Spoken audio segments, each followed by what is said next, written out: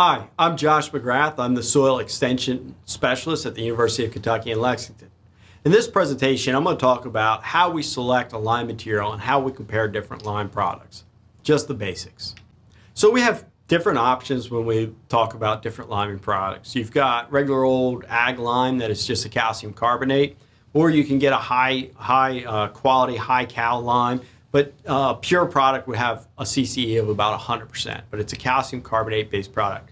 We also have calcium oxides like quicklime, and so they're going to be a lot higher CCE, and we're going to talk about what that CCE means in a minute. But we have ranges. We have the hydrated lime, we've got marl, and we've got dolomitic lime, which is an important source because it has magnesium as well as calcium as the cation. So what is a lime? A lime is an oxide, hydroxide, a silicate of calcium or magnesium typically. You have an anion and a cation. The calcium and the magnesium are the cations, and that oxide, hydroxide, or carbonate is the anion.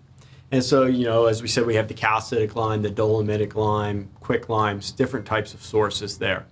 And it's important, this is the most important point here, that the calcium and magnesium are not responsible for liming the soil. Instead, it is that anion, that oxide, hydroxide, or silicate that actually raises the soil pH. And that's what we mean by liming the soil. And we're going to go over that reaction here in a second. But just remember that just adding calcium is not going to raise your soil pH explicitly. You've got to have that anion to take aluminum 3+ and hydrogen out of the soil solution. So to understand what lime is, let's review the lime reaction. Here I've just kind of penciled out the calcium carbonate reaction. It goes into the soil, it dissolves in water, and you're going to get a bicarb, a calcium, and a hydroxide group. And that hydroxide group is going to take that hydrogen ion out of solution and form a water molecule. And remember that soil pH, the more acidic a soil is, the lower soil pH, the higher the hydrogen activity in that soil solution. And so that soil pH is low. We need to pull that hydrogen out of soil solution to raise that soil pH up where we want it for crop production. So what are the considerations that we have to think about when we're picking a lime? So the first is R&V, relative neutralizing value. So this is just a way to compare apples to apples across different products. It takes into consideration the chemistry of the lime product and also the particle size of that lime product, because the finer the material, the finer it's been ground, the faster it will react. We also need to think about the crop production and how long until we plant. Sometimes I get calls from producers that are changing crops up and they're putting a high value crop in a field that has a really low pH, where they just rented some ground and they want to change the pH quickly. And so they might want to use a more active, finer product like a calcium oxide. So that plays into crop value as well. If we're just growing conventional row crops like corn, soybeans, and wheat, we need to manage our pH in the long term, but they probably won't pay for really expensive products. Whereas if I'm growing a more expensive vegetable product or something like that, cost may not be as much of an obstacle, and so I can use a faster acting, more expensive product. And lastly, soil test magnesium or calcium. Generally, we don't need to add fertilizer, magnesium, or calcium in our soils, but if we do see that soil test magnesium or calcium dripping down, we can use a dolomitic lime to supply the magnesium, or use a calcium calcitic lime to supply that calcium. So lime quality, when we talk about R&V, is the calcium carbonate equivalency times the fineness factor divided by 100, if both the CCE and fineness factor are expressed as percentages.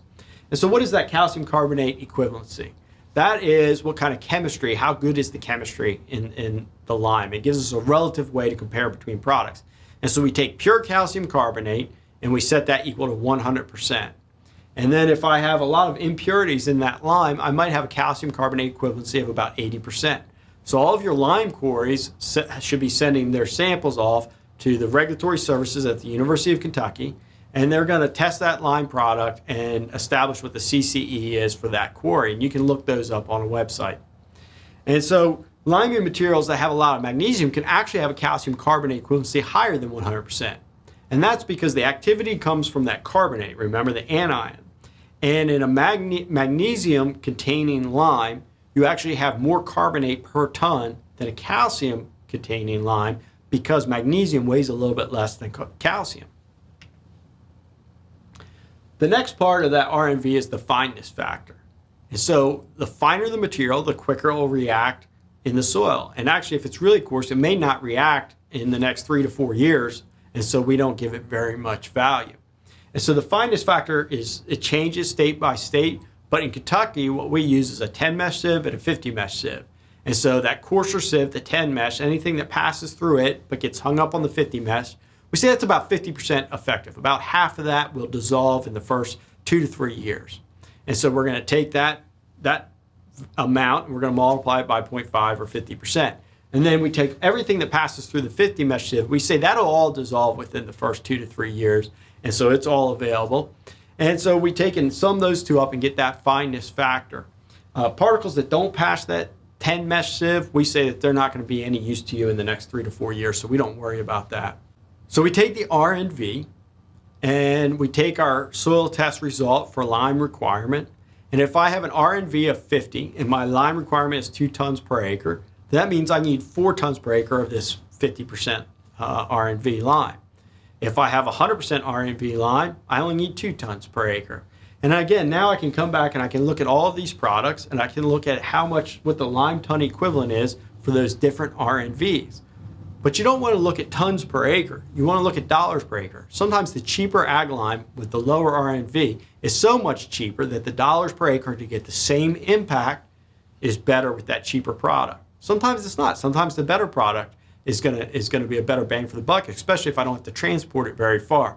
But at the end of the day, you want to look at your transportation costs, the R and V, and the cost per ton, and figure out what's the cheapest source in dollars per acre. Because even if it's a low quality product, if you're following the R and V in your lime recommendation, it's going to do just as good as that high quality product. We do have calculators available at the Soil Testing Lab's website where you can take 3 different quarries, enter all the information, including trucking costs, and compare apples to apples.